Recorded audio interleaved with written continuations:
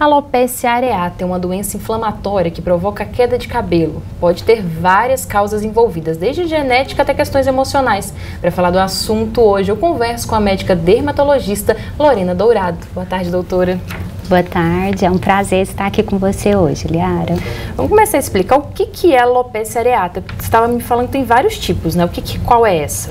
Então, a alopecia areata é uma doença autoimune. É o organismo da pessoa atacando o próprio organismo, né? Atacando o próprio cabelo. É uma doença que é genética, então só dá em quem tem o gene para desenvolver a doença. É uma doença que ela não tem cura por ser genética, mas que a gente faz tratamentos para tentar realmente ter o controle dela. A pessoa pode ter uma vez na vida uma pequena falhinha e não ter mais, e tem gente que fica tendo episódios durante a vida de falhas, e tem as pessoas que têm os quadros mais graves em que pode perder até todos os cabelos da cabeça ou mesmo os cabelos do corpo. Então a alopecia areata é uma doença em que o cabelo ele cai por um processo inflamatório que o próprio organismo da pessoa gera, mas que não destrói o fio do cabelo. Então isso é um ponto positivo, porque o cabelo pode voltar a nascer novamente. Tem gente que volta mesmo sem estar fazendo tratamento, tem gente que volta só com tratamento, e tem algumas pessoas que a gente ainda não sabe o porquê, mesmo com o tratamento, não volta a ter os cabelos na cabeça. Ela afeta mais homens ou mulheres, e por quê?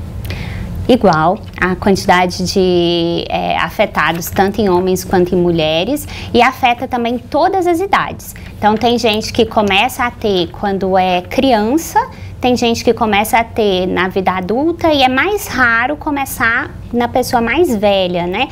Depois dos 60 anos é muito mais raro a primeira manifestação da doença acontecer.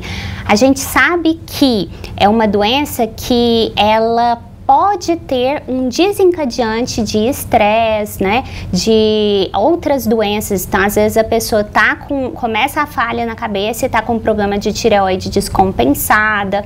Então, isso daí pode realmente serem os desencadeantes da alopecia areata.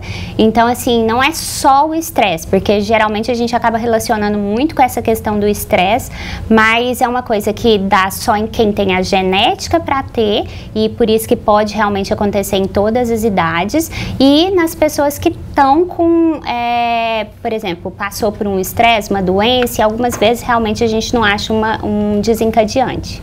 E como é que é feito o diagnóstico? O diagnóstico é o diagnóstico clínico, então a gente não precisa de fazer biópsia, não precisa de fazer nada, só pela própria história do paciente, né? Geralmente ele conta, meu cabelo caiu uma falhinha, depois voltou a nascer novamente, ficou sem nenhum cabelo no lugar. Isso daí são características que fazem a gente pensar na alopecia areata. E a gente tem um aparelhinho que é uma lente de aumento que chama dermatoscópio, e com esse aparelhinho a gente consegue avaliar e ver que tem uns pelos inflamados, que são os pelos que são mais fininhos na parte onde ele é grudada no cabelo, e que eles podem até quebrar de tão finos que eles estão pela inflamação. Então esses pelos são característicos da alopecia areata e fazem com que a gente conclua o diagnóstico. Percebi um cabelo já meio raleando, assim, já posso procurar o médico? Não precisa esperar ficar grave, ver aquele fundo de piscina, igual o pessoal costuma falar. O ideal é procurar o mais precocemente possível. Quando a gente tem a alopecia areata, por exemplo, o ideal começou a primeira placa. Tem muitas pessoas, a gente chama as falhas de placa, né? Tem muitas vezes que a pessoa descobre essa placa no salão, vai fazer um corte, alguma coisa, e o cabeleireiro fala, né? Então, assim, percebeu a primeira, o ideal é procurar realmente um dermatologista com título de especialista pela Sociedade Brasileira de Dermatologia, para que ele te avalie e comece o tratamento necessário. E nos outros tipos de alopecia que existem, que é a alopecia androgenética, que é essa do fundo de piscina que você comentou, a gente também, o ideal é procurar o tratamento para poder realmente ter uma resposta de engrossar mais o cabelo e de ir melhorando o efeito ali do cabelo para não ficar tão ralinho. Doutora, muito obrigada pela sua participação aqui no TJ Goiás e até uma próxima oportunidade. Eu agradeço muito, muito obrigada.